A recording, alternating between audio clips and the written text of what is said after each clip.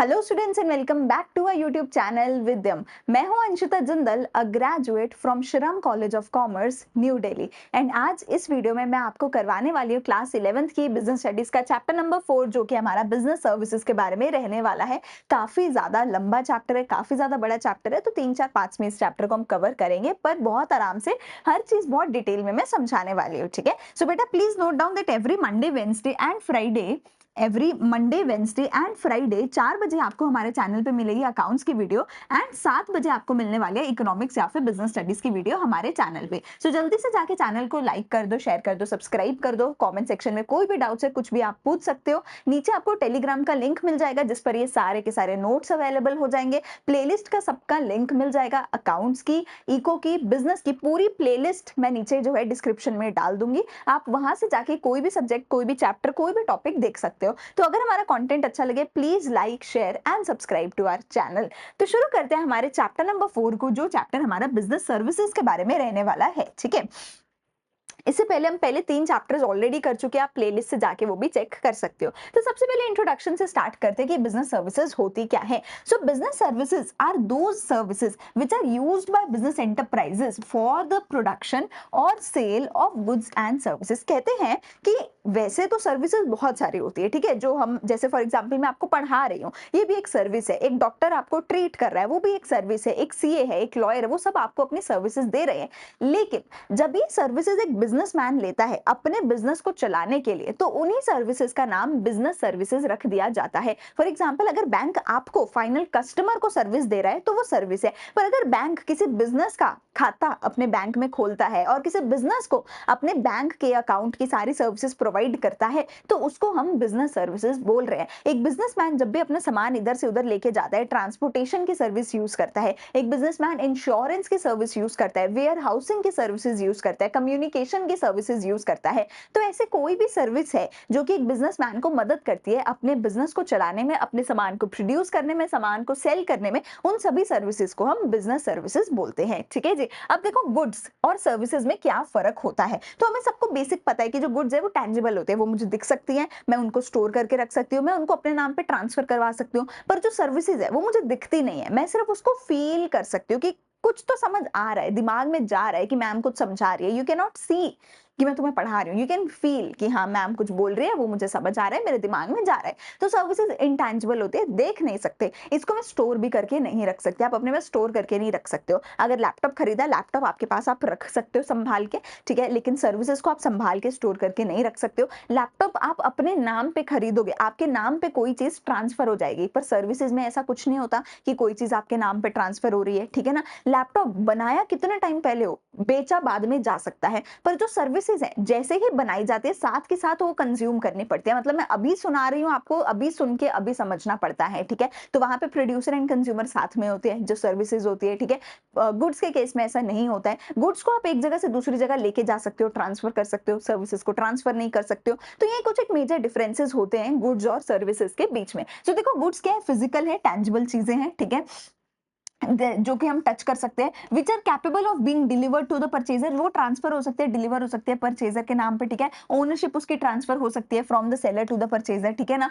इसमें जो है आप टैंजिबल है, इसको ट्रांसफर कर सकते हो, इसको एक जगह से दूसरी जगह लेके जा सकते हो। ठीक है, इसको आप टच कर सकते हो, इसको आप देख सकते हो। ठीक है जी। और जो गुड्स है उसको आप स्टोर करके भी रख सकते हो। लेकिन जो सर्विसेज है वो आइडेंटिफाइबल इनटैंजिबल चीजें हैं, ठीक है, that provide satisfaction of want. वो जस्ट आपकी किसी वांट को सेटिस्फाई कर रही है। आप चाहते थे पढ़ना, आप चाहते थे चैप्टर समझना, आपकी उस वांट को ये सेटिस्फाई कर रही है ये वीडियो। ठीक है, which can not be taken home. आप इसको घर पे उठाकर लेकर नहीं जा सकते हो। ठीक है, इसको आप कैरी करके कहीं और नहीं लेकर जा सकते हो, इसको आप स्टोर नहीं कर सकते हो सर्विसेज को। ठीक है, तो service of a doctor, a beautician etcetera. ठीक है, तो आप यहाँ पर जो है सर्विस को स्टोर नहीं कर सकते हो, सर्विस को उठा के अपने घर नहीं लेके जा सकते हो, सर्विस आपके नाम पे ट्रांसफर नहीं हो सकती है। पर जो गुड्स है वो आपके नाम पे ट्रांसफर हो जाएगी, आप उसको उठा के घर लेके जा सकते हो, आप उसको स्टोर करके रख सकते हो, एक जगह से दूसरी जगह लेके जा सकते हो। ठीक है, तो सर्विसेज एंड गुड्स के बीच में क्या डिफरेंस है ये तो मुझे समझ आ गया। अब सर्विसेज की कुछ और बात करते हैं, नेचर ऑफ सर्विसेज थोड़ी बहुत और देखते हैं। सबसे पहली चीज फीचर्स इसके हम देखेंगे कि क्या क्या इसके फीचर्स हैं। ठीक है, हम 5 अलग अलग इसके फीचर्स देखते हैं। Intangible, inconsistent, inseparable, inventory less होती है और इन्वॉल्वमेंट इसमें जरूर जरूरी होती है। इसके ओवरऑल सर्विसेज के 5 फीचर होते हैं। ये पांचों ही फीचर्स सर्विसेज के तो होते हैं, पर ये पांचों ही फीचर्स गुड्स के नहीं होते। गुड्स के केस में ये पांचों फीचर्स मिसिंग होते हैं, ठीक है जी, ये पांचों उसमें नहीं होते हैं, ठीक है। मैं ये सारे ऑलरेडी आपको समझा भी चुकी हूँ, एक बार हम फिर से समझते हैं। तो पहली चीज है इंटेंजिबल, कि तुम इसको देख नहीं सकते हो, तुम इसको टच नहीं कर सकते हो, ये सिर्फ एक्सपीरियंस कर सकते हो, तुम इसको सिर्फ और सिर्फ फील कर सकते हो। ये इंटेंजिबल होती है services. You can not touch, you can not see them, you can only feel that you are getting some services. Inconsistent होती है। देखो गुड्स ना, फॉर एग्जाम्पल तुम्हें एक फोन खरीदना है, ठीक है, फॉर एग्जाम्पल तुम्हें एक iPhone 15 खरीदना है, तुम इंडिया, चाइना, यूएस कहीं से भी जाके खरीदो, तुम्हें सेम मॉडल तो सेम ही मिलेगा। ऐसा नहीं हो सकता कि मेरा iPhone 15 अलग है तुम्हारे iPhone 15 से, नहीं, सेम होंगे, बिल्कुल एग्जैक्टली सेम होगा। एक कॉपी है, तुम उसके 10 प्रोडक्ट खरीद लो, 15 20 जितने मर्जी प्रोडक्ट खरीद लो, सारे सेम मिलेंगे। कोई भी सोप या कुछ भी खरीदो, गुड्स सारी सेम होती हैं, मतलब जो सेम मॉडल वाली है वो एग्जैक्टली सेम होंगी। लेकिन एक चैप्टर बिजनेस सर्विसेज तुम जितने टीचर्स से पढ़ोगे, हर टीचर अलग तरीके से समझाएगा। कोई आराम से समझा रहा है, कोई तेज समझा रहा है, कोई प्यार से, कोई गुस्से से, कोई इंग्लिश में, कोई हिंदी में, कोई स्लो, कोई फास्ट, ठीक है। हर टीचर अपने हिसाब से तुम्हें समझाएगा। तो जो सर्विसेज है वो इनकंसिस्टेंट होती हैं। तुम जितने भी सर्विस प्रोवाइडर्स के पास लेने जाओगे, हर सर्विस प्रोवाइडर अपने अकॉर्डिंग उस सर्विस को प्रोवाइड करेगा, अपने पर्सनल स्टाइल के अकॉर्डिंग, ठीक है। सर्विसेज में क्या होता है, हर एक सर्विस प्रोवाइडर का पर्सनल स्टाइल इन्वॉल्व होता है। हर कोई अपने पर्सनल स्टाइल के अकॉर्डिंग आपको पढ़ाएगा। एक डॉक्टर है, हर डॉक्टर अपने पर्सनल स्टाइल के अकॉर्डिंग दवाई देगा। हर लॉयर अपने पर्सनल स्टाइल के अकॉर्डिंग तुम्हारा केस हैंडल करेगा, ठीक है। तो इनकंसिस्टेंट होती है कि यहाँ पर आप कोई भी दो सर्विस प्रोवाइडर से एक्सपेक्ट नहीं कर सकते कि वो सेम सर्विसेज दे, सेम तरीके से चैप्टर समझाए। पर आप दो गुड्स प्रोवाइडर से एक्सपेक्ट कर सकते हो कि वो सेम ही फोन देंगे। यार कुछ अलग हो ही नहीं सकता, ditto copy paste same phone होते हैं, क्योंकि वो फैक्ट्री में बन रहे हैं सेम प्रोसेस से, ठीक है ना। सर्विसेज ऐसी नहीं है, इनसेपरेबल है। आप यहाँ पे जैसे मैंने पहले बोला था कि गुड्स को आप प्रोड्यूसर से अलग कर सकते हो, ठीक है। प्रोड्यूसर ने 10 साल पहले बना के रख दी फोन, आप फोन आज खरीद रहे हो सकता है, पॉसिबल है। 10 साल पहले बनी गाड़ियां आज भी बिकती हैं, पॉसिबल है। पर सर्विसेज आप ऐसे नहीं कर सकते हो। मेरी सर्विसेज मैं खुद यहाँ पे खड़े होकर ही आपको दूंगी, आप उसको मेरे से अलग नहीं कर सकते हो, ठीक है ना। ऐसा नहीं हो सकता कि मैंने 10 साल पहले सर्विसेज बना के रख दी। मैं जहां पर खड़ी हूँ, मुझे खुद को आकर के बोलना पड़ेगा, समझाना पड़ेगा, अपनी सर्विसेज देनी पड़ेंगी। डॉक्टर साहब खुद से आएंगे, अपनी सर्विसेज देंगे। लॉयर साहब खुद से आके सर्विसेज देंगे। लेकिन प्रोड्यूसर हर जगह साथ नहीं जाएगा। अरे ये आईफोन जा रहा है, साथ ही आईफोन बनाने वाले फैक्ट्री के मजदूर जा रहे हैं, ऐसा नहीं हो सकता। प्रोड्यूसर साथ साथ नहीं जाएगा। सामान को प्रोड्यूसर ने बनाया, बना के बाजार में ले गए, अब वो पता नहीं प्रोड्यूसर कौन है, सामान बिक रहा है। पर सर्विस के केस में ऐसा नहीं हो सकता। अगर मेरी सर्विसेज है तो मैं जहां जाऊंगी वहीं जाकर अपनी सर्विसेज दूंगी। तो मेरी सर्विसेज को मुझसे सेपरेट नहीं कर सकते। Production and consumption of services take place simultaneously. जब प्रोडक्शन होती है तभी कंजम्पशन भी करनी पड़ेगी सर्विसेज की। It is possible to manufacture a chair today and sell it later, but in the case of services it has to be simultaneous. Chair आज बनाई बाद में बेच सकते हो, सर्विसेज मैं खुद जाऊंगी, अभी दूंगी, तुम्हें अभी लेनी पड़ेगी, ठीक है। इन्वेंट्री, जो सर्विसेज हैं उनको आप इन्वेंट्री में नहीं रख सकते, इसीलिए इनको हम इन्वेंट्री लेस बोलते हैं। जो सर्विसेज हैं उसको स्टोर करके नहीं रख सकते, they can not be stored, उसको आप इन्वेंट्री में स्टोर करके नहीं रख सकते। इन्वॉल्वमेंट, यहाँ पर जो कस्टमर है, consumer gets involved in the production of services and gets the opportunity to get the service modified as per the requirement. तो जब सर्विसेज बिक रही होती है, कंज्यूमर का उस जगह पे प्रेजेंट होना जरूरी है। इनफैक्ट जब सर्विसेज बिक रही हैं उस टाइम पे प्रोड्यूसर का एज वेल एज कंज्यूमर का दोनों का प्रेजेंट होना जरूरी है। फॉर एग्जांपल अगर एक फोन लेना है तो फोन बना था 2 महीने पहले, खरीदा आज आपके पापा ने, पर यूज आप कर रहे हो, ठीक है, पॉसिबल है। लेकिन सर्विसेज मैं आज पढ़ा रही हूँ, आपको ही आज के आज आके पढ़ना पड़ेगा ना। तो ऐसा हो सकता है मैंने 2 महीने पहले पढ़ाया था, नहीं, तुम्हारे पापा भी नहीं पढ़ सकते तुम्हारी जगह पे, मैं भी प्रेजेंट हूँ, तुम भी प्रेजेंट हो, मैं पढ़ा रही हूँ, तुम पढ़ रहे हो। तो सर्विसेज के केस में ना तो तुम इसको प्रोड्यूसर से सेपरेट कर सकते हो, प्लस इसमें जो कंज्यूमर है उसका इन्वॉल्वमेंट भी जरूरी होता है। गुड्स के केस में ना तो कंज्यूमर का इन्वॉल्वमेंट जरूरी है, गुड्स को आप इन्वेंट्री में स्टोर करके भी रख सकते हो, गुड्स को आप सेपरेट कर सकते हो प्रोड्यूसर से। गुड्स कंसिस्टेंट होती है, सेम टू सेम होती हैं, एंड गुड्स टैंजिबल होती हैं, इनटैंजिबल नहीं होती हैं, ठीक है। बहुत सारी सर्विसेज है हमारे पास, अलग अलग टाइप्स ऑफ सर्विसेज होते हैं, जैसे कि social service, personal service, business service. Social service तो हमें पता है ना कि हम सोसाइटी के लिए अगर फ्री में कुछ भी कर रहे हैं, ठीक है, मंदिर गुरुद्वारे में जाके एनजीओस के थ्रू हम कुछ भी अगर फ्री में कर रहे हैं सोसाइटी के लिए, अपनी रिलीजन के लिए, अपने आसपास के लोगों के लिए, out of love, out of sympathy, for happiness, free में जो भी करोगे वो सोशल सर्विस में आएगा। पर्सनल सर्विस होगा जो हर एक इंसान अपने लिए पर्सनली ले रहा है, वहां पर आपका बिजनेस के लिए आप नहीं ले रहे हो, ठीक है। अगर आप अपने खुद के लिए फॉर एग्जाम्पल मेरे से क्लासेस ले रहे हो पर्सनली, तो वो पर्सनल सर्विस होगी। आप सेलो में जाके अपनी पर्सनल जो है रिक्वायरमेंट के हिसाब से सर्विसेज ले रहे हो, आपकी पर्सनल सर्विस होगी। रेस्टोरेंट में जाके आप अपने पर्सनल हिसाब से सर्विस ले रहे हो, ठीक है ना। तो जब एक इंसान अपने खुद की पर्सनल मतलब फाइनल कस्टमर जब सर्विसेज ले रहा है उसको पर्सनल सर्विसेज बोला जाएगा। पर जब एक बिजनेसमैन अपने बिजनेस को चलाने के लिए सर्विसेज लेगा तो उसको बिजनेस सर्विसेज बोला जाएगा। जब एक बिजनेसमैन अपने बिजनेस को चलाने के लिए कुछ सर्विसेज खरीदेगा तो उसको बिजनेस सर्विस बोला जाएगा। और बिजनेस सर्विस को ही, जिसमें हमारी banking, insurance, communication, warehousing, transportation, इन्हीं को ही हम आज के इस पूरे लेक्चर में पढ़ेंगे। एंड इनफैक्ट इस पूरे चैप्टर में हम बिजनेस सर्विसेज के बारे में ही पढ़ेंगे। चैप्टर का नाम ही बिजनेस सर्विस है, तो इनका तो जस्ट एक इंट्रोडक्शन था, मेन कहानी तो बिजनेस सर्विस की है। अब बिजनेस सर्विस में हम बैंकिंग के बारे में पढ़ेंगे, इंश्योरेंस के बारे में पढ़ेंगे, कम्युनिकेशन के बारे में भी डिटेल में पढ़ेंगे, वेयर हाउसिंग के बारे में भी डिटेल में पढ़ेंगे, ट्रांसपोर्टेशन के बारे में भी डिटेल में हम पढ़ेंगे। ये सारे ही टाइप्स ऑफ बिजनेस सर्विसेज हमारे इस चैप्टर का हिस्सा है। एंड ये one of the widest, one of the longest chapter है आपके 11th की बिजनेस स्टडीज का, जिसमें थोड़ी सी टेक्निकल चीजें हैं। जैसे बैंकिंग में काफी टेक्निकल चीजें हैं, इंश्योरेंस तो पूरा ही बहुत ज्यादा टेक्निकल है, तो आपको अच्छे से समझना पड़ेगा क्योंकि बहुत टेक्निकल चीजें हैं, तो बहुत ध्यान लगा के समझनी पड़ेंगी, ठीक है। चलो सबसे पहले हम बैंकिंग के बारे में बात करते हैं। बैंकिंग से सबसे पहले अपनी कहानी शुरू करते हैं।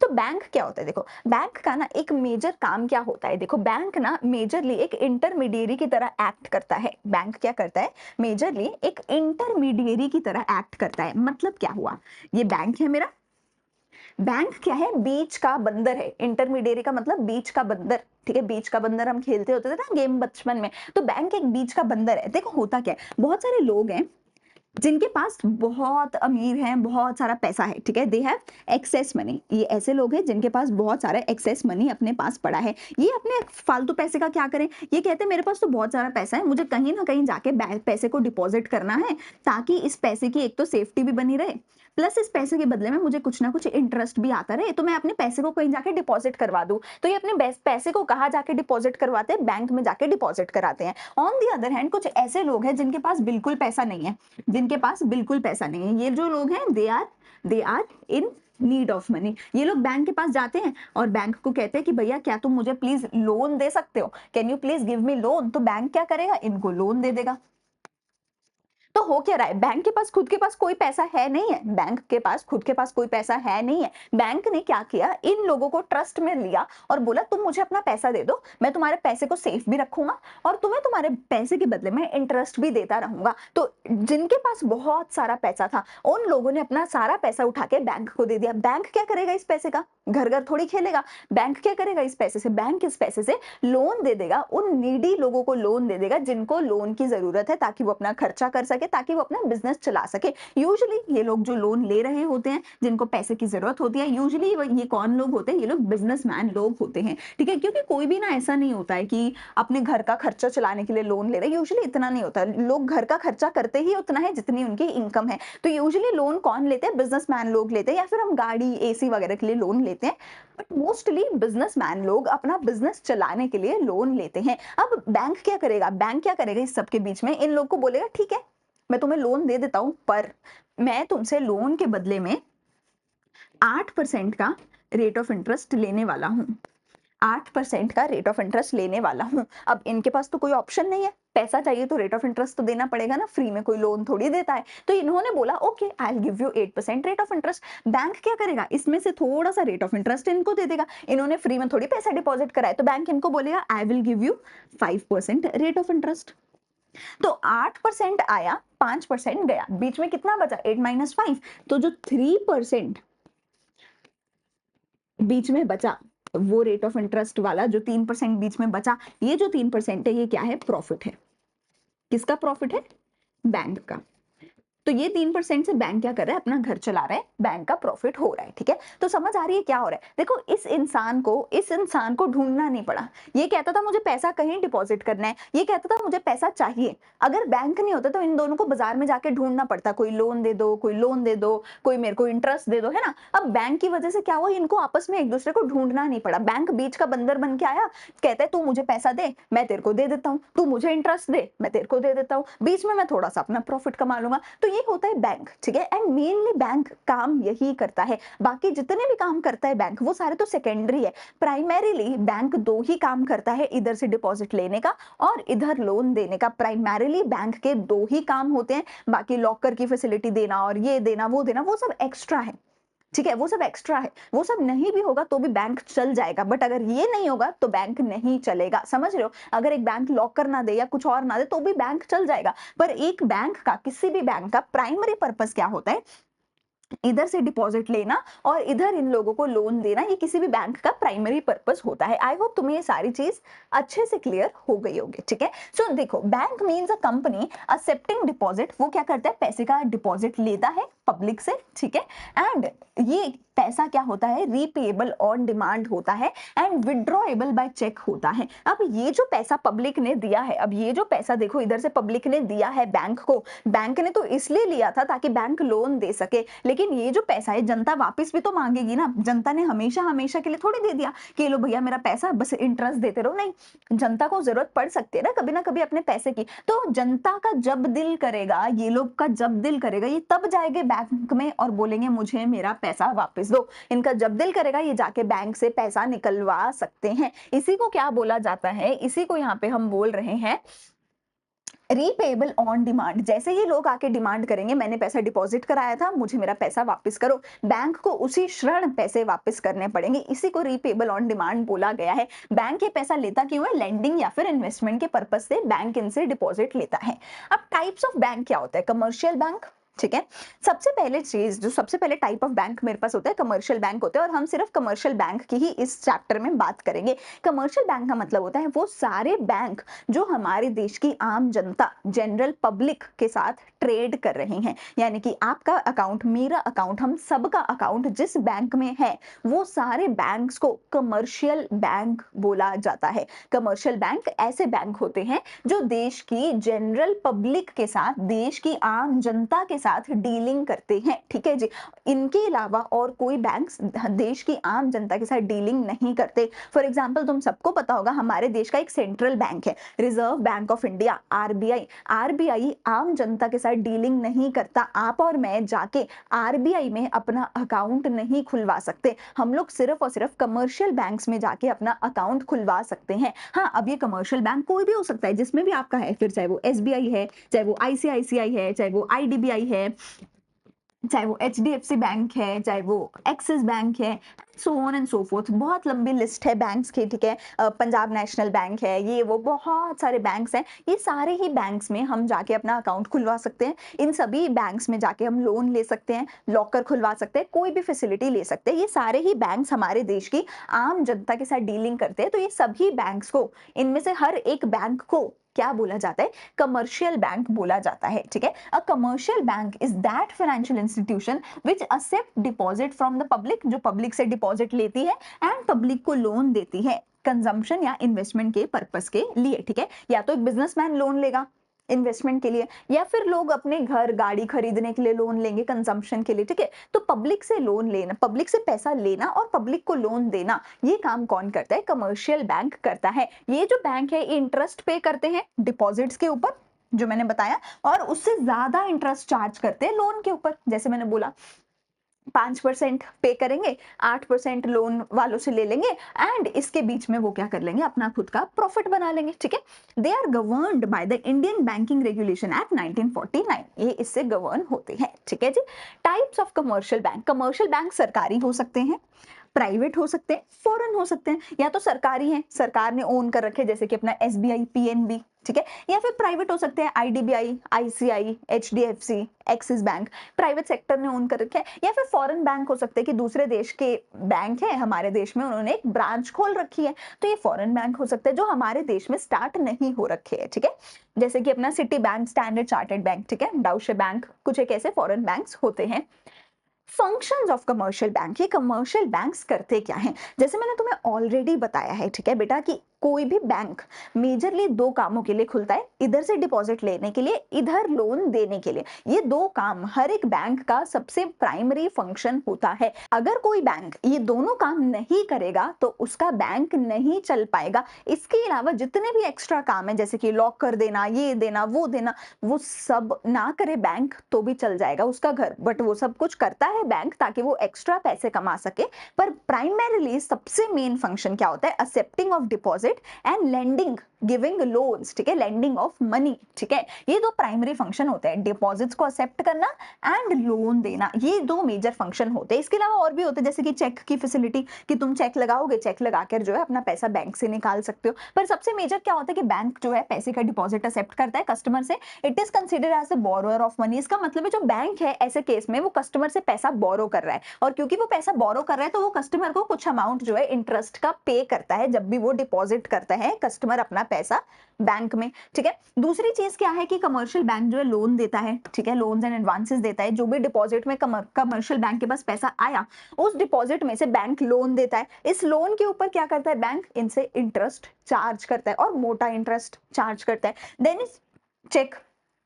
तो चेक तुम सबको पता है कि अगर तुम्हें अपने अकाउंट से पैसा निकलवाना है या किसी दूसरे के अकाउंट में पैसा डिपॉजिट करवाना है तो तुम बैंक में जाके एक चेक लगा सकते हो। सबको अपने अकाउंट के साथ एक चेक बुक मिलती है, तुम उस चेक बुक में कुछ एक डिटेल्स भरोगे, अपना सिग्नेचर करोगे तो तुम्हारे अकाउंट से पैसा निकल जाएगा। अगर तुम कैश विड्रॉ करवाना चाहते हो अपने अकाउंट से, वो भी तुम करा सकते हो। अगर अपने अकाउंट का पैसा किसी दूसरे के अकाउंट में जमा कराना चाहते हो, तुम वो भी कर सकते हो with the help of a cheque, ठीक है। तो चेक क्या है? Most developed credit instrument which helps in the withdrawal of the deposit. आपको अपने डिपॉजिट्स को विड्रॉ करने के लिए एक बहुत अच्छा तरीका दिया गया है जो कि होता है चेक। चेक में यूजुअली बियरर चेक्स और क्रॉस्ड चेक्स हमारे पास होते हैं, ठीक है। बियरर चेक्स क्या है? Which are cash encashable at the bank counters. जैसे मैंने बोला था कि तुम चेक की मदद से अपने अकाउंट से कैश भी निकलवा सकते हो, और चेक की मदद से अपने अकाउंट से दूसरे के अकाउंट में पैसा भी जमा करा सकते हो। तो अगर तुम्हें कैश निकलवाना है उस केस में तुम अपने खुद के नाम पे जो है चेक को भरते हो। मतलब तुम चेक में भरते हो ना कि तुम्हें पेमेंट किसको करनी है। अगर तुमने मुझे पेमेंट करनी है तो तुम लिखोगे टू अंशिता। अगर तुमने खुद ही अपने अकाउंट में से कैश निकलवाना है तो तुम अपना खुद का नाम लिख देते हो, ठीक है ना। तो उसको बियरर चेक बोलते हैं कि बस जिसके पास ये चेक है उसको इस अकाउंट में से निकाल के कैश मिल जाएगा, ठीक है।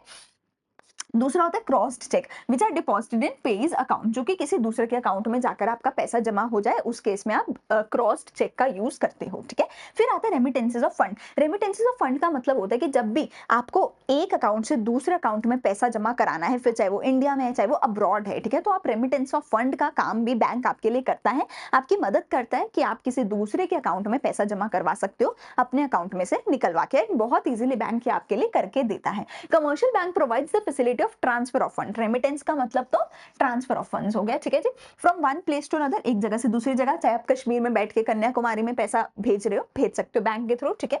With the help of bank draft, पे ऑर्डर, मेल ट्रांसफर, बहुत सारे अलग अलग तरीके होते हैं, बहुत सारे अलग अलग तरीकों से आप पैसा इधर से उधर ट्रांसफर कर सकते हो। फिर आती है कुछ एक एक्स्ट्रा सर्विसेज। बैंक आपको बहुत सारे एक्स्ट्रा सर्विसेज भी देता है, जैसे कि बिल पेमेंट। आपके बिहाफ पे बैंक आपके बिल्स पे कर सकता है। बैंक आपके लिए काम कर सकता है। जैसे आप बोलो ना कि अपने छोटे भाई को बोलते हैं, अरे जा यार इसको ये पैसा दे के आओ, उसकी जगह आप सिंपली बैंक में बोल सकते हो। बैंक के आजकल तो इतने सारे एप्स, वेबसाइट सब कुछ आ गया है, आप बैंक में ना एक रिमाइंडर लगा सकते हो कि हर महीने की 1 तारीख को मेरे अकाउंट में से पैसा कट हो जाए और इसके अकाउंट में पैसा जमा हो जाए। बहुत सारे हमारे बिल्स होते हैं जो हमें हर महीने पे करने होते हैं, जैसे हर 1 तारीख को फीस पे करनी है, या बिजली का बिल पे करना है, पानी का बिल पे करना है, या रेंट पेमेंट करनी है, तो आप अपने अकाउंट में एक सिंपली अलार्म लगा दोगे, एक सिंपल जो है, ठीक है, अकाउंट में अपने इंस्ट्रक्शन भर दोगे कि हर महीने की 1 तारीख को मेरे अकाउंट से 10,000 रुपए का रेंट कट जाए और इसके अकाउंट में जमा हो जाए। तो तुम्हारी सिरदर्दी खत्म। हर महीने की 1 तारीख को अपने आप वो बिल पेमेंट हो जाएगी, ठीक है। फिर लॉकर की फैसिलिटी तो ऑब्वियसली बैंक तुम्हें देता ही है, ठीक है ना, कि तुम्हें अपने जितने भी वैल्यूएबल चीजें रखनी है, घर पे चोरी हो सकता है, बैंक से चोरी नहीं हो सकता, तो लॉकर में तुम बैंक में रख सकते हो, बट फ्री में नहीं मिलते लॉकर्स पे, ऑब्वियसली पैसा चार्ज करता है बैंक, क्योंकि बैंक का भी खर्चा होता है यार लॉकर में सामान रखने का। अंडर राइटिंग सर्विसेज होती है, इसके बारे में हम यहाँ पे नहीं समझेंगे क्योंकि काफी डिटेल लग जाएगी इसको समझाने के लिए। आप इसको एज इट इज याद कर सकते हो, एज इट इज लिख कर आ सकते हो, इसको आप क्लास 12th में समझना, अभी के लिए आपको डिटेल में समझने की कोई जरूरत नहीं है। Buying and selling of shares and debentures, आपके बिहाफ पे कोई भी स्टॉक मार्केट से शेयर्स वगैरह खरीदने हैं, डिबेंचर्स भी शेयर्स की तरह ही होते हैं, अगेन आप क्लास 12th में समझोगे, ठीक है। तो buying and selling of shares करना भी आपके बिहाफ पे वो भी बैंक करके देता है, ठीक है जी। पर्सनल सर्विसेज भी देता है, जैसे कि payment of insurance premium, collection of dividend etcetera. तो कोई भी कंपनी अगर आपको डिविडेंड देती है वो आपके अकाउंट में सीधा जमा हो सकता है, बैंक आपको वो सर्विस देता है। इंश्योरेंस प्रीमियम, देखो अगर आपको इंश्योरेंस लेते हो तो इंश्योरेंस के बदले में आपको पेमेंट करनी पड़ती है, और वो पेमेंट टाइम टू टाइम करनी पड़ती है, हर 1 महीने बाद या हर 2 महीने बाद या हर 6 महीने बाद। उस पेमेंट के लिए भी अगेन तुम रिमाइंडर लगा सकते हो कि हर 2 महीने बाद मेरे अकाउंट से पैसा कट होकर यहाँ जमा हो जाए, तो आपके लिए वो सारी सर्विसेज बैंक करके देता है। इसके अलावा अगर आप कहीं घूमने जा रहे हो बाहर, ठीक है, तो बैंक आपको ना एक नोट लिख के दे देता है जिसके थ्रू आप कहीं भी फॉरेन में पेमेंट कर सकते हो, जहां आपका यूपीआई वगैरह कुछ ना चले, वहां पे आपका एक बैंक जो है एक चेक आपको बना के दे देता है, उसकी मदद से आप पेमेंट कर सकते हो। ऐसे ही और बहुत सारी चीजें जो है बैंक आपको प्रोवाइड करता है, बहुत सारी एलिड सर्विसेज, एक्स्ट्रा सर्विसेज बैंक्स आपको देते हैं, ठीक है। लेकिन अगेन बैंक का मेजर काम क्या है, अकाउंट्स में डिपॉजिट लेना और लोगों को लोन देना, ठीक है। अब डिपॉजिट किस किस तरीके के बैंक अकाउंट्स में आप कर सकते हो, अब मैंने बोला ना मेजर काम है डिपॉजिट लेना, लोन देना, तो मैं ये भी बताऊंगी कि कौन से वो मेजर बैंक अकाउंट्स हैं जिनमें आप अपना पैसा डिपॉजिट करवा सकते हो, और कौन से वो मेजर बैंक अकाउंट्स हैं जिनके थ्रू आप लोन की फैसिलिटी को ले सकते हो बैंक से, ठीक है जी। तो पहले टाइप्स ऑफ बैंक अकाउंट जिसमें आप अपना पैसा जमा करा सकते हो, सबसे इजीएस्ट सबसे बेसिक होता है बेटा सेविंग्स अकाउंट, ठीक है। देखो 2-3 चीजें समझो, तो देखो एक तो होते हैं इंडिविजुअल लोग, ठीक है, जैसे कि आप हो गए, मैं हो गई। यूजुअली इंडिविजुअल लोग कौन होते हैं, जिनका कोई बिजनेस नहीं होता है, ठीक है, छोटे बच्चे हो सकते हैं, ओल्ड एज लोग हो सकते हैं, या ऐसे लोग हो सकते हैं जिनका सैलरी है, ठीक है, जो कहीं पे नौकरी करते हैं और उनकी रेगुलर सैलरी आती है। एक होते हैं वो इंडिविजुअल लोग, एक होते हैं बिजनेसेस। अब बिजनेस में और इंडिविजुअल में फर्क क्या होगा मेजरली, कि जो इंडिविजुअल है ना उसको महीने में एक बार सैलरी मिल गई और रोज का एक आध कहीं पे खर्चा कर दिया, ठीक है। पर जो बिजनेस है उसके साथ ऐसा नहीं होगा, उसके हर रोज लाखों रुपए आएंगे, लाखों रुपए जाएंगे, रोज वो लाखों रुपए की सेल कर रहा है, पर एट द सेम टाइम वो लाखों रुपए के खर्चे भी कर रहा है। तो जो बिजनेस है उसके दिन में लाखों की ट्रांजेक्शन होंगी और बार बार ट्रांजेक्शन होंगी। फॉर एग्जाम्पल तुम एक बहुत छोटी सी एग्जाम्पल ले लो कि अगर तुम कहीं से फ्रूट भी लेने जाते हो या फिर आजकल गोलगप्पे खाने जाते हो, तो आजकल हम वहां पर भी यूपीआई पेमेंट्स करते हैं। सोच के देखो, अगर उसके पास दिन के 200 कस्टमर आ रहे हैं, उनमें से 100 लोग भी यूपीआई कर रहे हैं, तो दिन में 100 बार एक छोटे से गोलगप्पे वाले के क्या कहते हैं अकाउंट में दिन में 100 बार पैसे डाले जा रहे हैं। ऑटो वालों को आजकल हम ऑनलाइन पेमेंट करते हैं, तो जो बिजनेस है उसको दिन में 100-200 बार पैसे आ जाते हैं, ठीक है, उसके अकाउंट में। तो उस वजह से ना इन लोगों का ना अकाउंट मैनेज करना बहुत डिफरेंट होता है, बहुत डिफिकल्ट होता है एज कंपेयर टू ये लोग। इनकी होंगी दिन की 2 ट्रांजैक्शन, इनकी होगी दिन की 200 ट्रांजैक्शन, तो ऑब्वियसली ये दोनों का सेम फैसिलिटी, सेम कॉस्ट, सब कुछ सेम नहीं हो सकता ना। तो बैंक इन दोनों को सेम अकाउंट नहीं देता। बैंक कहता है अगर तुम्हारा सैलरीड एम्प्लॉय हो, अगर तुम छोटे बच्चे हो, ओल्ड एज लोग हो, ठीक है, अगर तुम एक बिजनेस नहीं हो तो तुम इंडिविजुअल्स वाला अकाउंट ले लो, जिसको हम क्या बोलते हैं सेविंग्स अकाउंट। तुम क्या कर लो, इंडिविजुअल्स वाला अकाउंट ले लो, जिसको हम क्या बोलते हैं सेविंग्स अकाउंट बोलते हैं, ठीक है। सेविंग्स अकाउंट में ना हम तुम्हें हर रोज की हजारों ट्रांजैक्शन करने ही नहीं देंगे, और क्योंकि तुमने इतनी ट्रांजैक्शन नहीं करनी, हम तुमसे कोई खर्चा पानी भी नहीं लेंगे, और बदले में हम तुम्हें इसके ऊपर इंटरेस्ट और देंगे, ठीक है ना, इंटरेस्ट भी देंगे, कोई कॉस्ट भी नहीं लेंगे, और तुम इसमें लिमिटेड ट्रांजैक्शंस कर सकते हो। पर अगर तुम हो एक बिजनेस, तो भैया हम तुम्हें इंटरेस्ट तो नहीं देंगे, हम तुम्हें इंटरेस्ट तो नहीं देंगे, पर तुम्हारी इतनी सारी ट्रांजैक्शंस को संभालने के लिए तुमसे फीस और हम चार्ज करेंगे। बैंक क्या कहता है, अगर एक इंडिविजुअल हो थोड़ी बहुत ट्रांजैक्शन कर लेना, खर्चा नहीं लेंगे हम तुमसे, और बदले में तुम्हें इंटरेस्ट भी पे करेंगे, क्योंकि तुम्हारी तो हर महीने सैलरी आती है, हर महीने बैंक में पैसा आता है, तो हम तुम्हें इंटरेस्ट देंगे उस सैलरी के ऊपर। पर बिजनेसेस के केस में क्या होता है, हजारों रुपए रोज आ रहे हैं, हजारों रुपए रोज जा रहे हैं, तो बैंक कहता है मैं तुम्हें इंटरेस्ट नहीं पे करूंगा, बदले में तुम्हारा अकाउंट चलाने के लिए तुम्हारे से फीस भी चार्ज करूंगा। तो बिजनेसेस के लिए कौन सा अकाउंट खुलवाया गया, करंट अकाउंट खुलवाया गया, ठीक है। तो जो सेविंग्स अकाउंट है वो इंडिविजुअल्स के लिए होता है, जिन्होंने अपना थोड़ा बहुत पैसा सेव करना होता है, ठीक है। इसमें जो है बहुत ज़्यादा आप अनलिमिटेड अमाउंट में सब कुछ नहीं कर सकते हो। हाँ, आप थोड़ी बहुत रोज़ के खर्चे पाने के लिए थोड़ा बहुत रोज़ का पैसा अंदर-बाहर कर सकते हो, ठीक है? इसमें आप जब चाहो चेक की मदद से या किसी भी तरीके से अपना पैसा जब चाहो आप तब निकलवा सकते हो। इसमें कोई लिमिट नहीं है कि 2 महीने बाद ही पैसा निकलेगा, नहीं, आप 2 घंटे बाद भी पैसा निकलवा सकते हो, कोई लिमिट आपकी नहीं है। हाँ, मतलब कि ऐसी लिमिट है कि आप दिन में 1000 बार ट्रांज़ैक्शन कर दो, वो नहीं होगा। आप 5-10 ट्रांज़ैक्शन करोगे, आपका बैंक बोलेगा अब कल आना, अब नहीं मैं दोबारा ट्रांज़ैक्शन करने दूँगा। पर ऐसा कोई लिमिट नहीं है कि 1 साल बाद ही पैसा निकलवा सकते हो, कोई टाइम लिमिट नहीं है, ठीक है? Amount deposited is referred to as the demand liability of the bank. इसको बैंक के लिए डिमांड लायबिलिटी बोला जाता है कि जैसे ही कस्टमर डिमांड करेगा, ये वापस करना पड़ेगा। करंट अकाउंट में क्या होता है, बिज़नेसमैन के लिए होता है ये जो अकाउंट होता है, ठीक है? इसमें आपको इनिशियली 5,000 या 10,000 रुपए डालने पड़ते हैं इस अकाउंट को खुलवाने के लिए, क्योंकि इस अकाउंट को चलाने के लिए ना फीस लगती है। इस पे कोई रिस्ट्रिक्शन नहीं होती, जितना मर्जी पैसा आए, जितना मर्जी पैसा जाए, ठीक है? इसके ऊपर आपको कोई भी रेट ऑफ इंटरेस्ट बैंक पे नहीं करता, उल्टा इसके बदले में बहुत बार आपको कोई ना कोई फीस चार्ज करी जाती है, क्योंकि बैंक को खर्चा होता है यार इतने ट्रांजेक्शन्स को हैंडल करने के लिए, ठीक है? So it is refer to as the running and active account. इसको ये भी कई बार बोला जाता है, मेजरली इसको सेविंग्स अकाउंट, इसको करंट अकाउंट ही बोला जाता है। उसके बाद आते हैं मेरे पास आरडी और एफडी। उसके बाद क्या आता है मेरे पास, आरडी और एफडी अकाउंट। आरडी और एफडी अकाउंट में देखो क्या होता है, सेविंग्स अकाउंट में ना, सेविंग्स अकाउंट में क्या होता है ना, तुम ऑन डिमांड जब तुम्हारा दिल करे, ठीक है, जितना दिल करे उतना निकलवा लो। फॉर एग्जाम्पल अगर मुझे 10 रुपए के गोलगप्पे वाले की भी पेमेंट करनी है तो मैं यूपीआई कर दूंगी, 10 रुपए के ऑटो वाले की पेमेंट करनी है यूपीआई कर दूंगी, ठीक है? जब चाहे जितना चाहे मैं अपने सेविंग्स अकाउंट से निकलवा सकती हूँ, ऑन डिमांड में निकलवा सकती हूँ सेविंग्स अकाउंट से। लेकिन ना आरडी अकाउंट और एफडी अकाउंट ऐसे नहीं होते। ये लोग सेविंग्स के लिए नहीं होते, ये जो अकाउंट्स है ये सेविंग्स के लिए नहीं होते, ये अकाउंट्स होते हैं इन्वेस्टमेंट पर्पस के लिए। अगर आप एक लॉन्ग टर्म के लिए इन्वेस्टमेंट करना चाहते हो तो आप क्या करोगे, आप अपना आरडी अकाउंट या एफडी अकाउंट खुलवाओगे। एफडी तो आई थिंक सबको ही पता होगा, एफडी तो आई थिंक सबको पता ही होगा। एफडी क्या होती है कि मैंने एक बार 5 लाख रुपए जमा करा दिए, अब मैं वो 5 लाख रुपए को 5 इयर्स तक टच भी नहीं कर सकती हूँ। ये 5 इयर्स के लिए मेरा पैसा क्या हो गया, लॉक हो गया।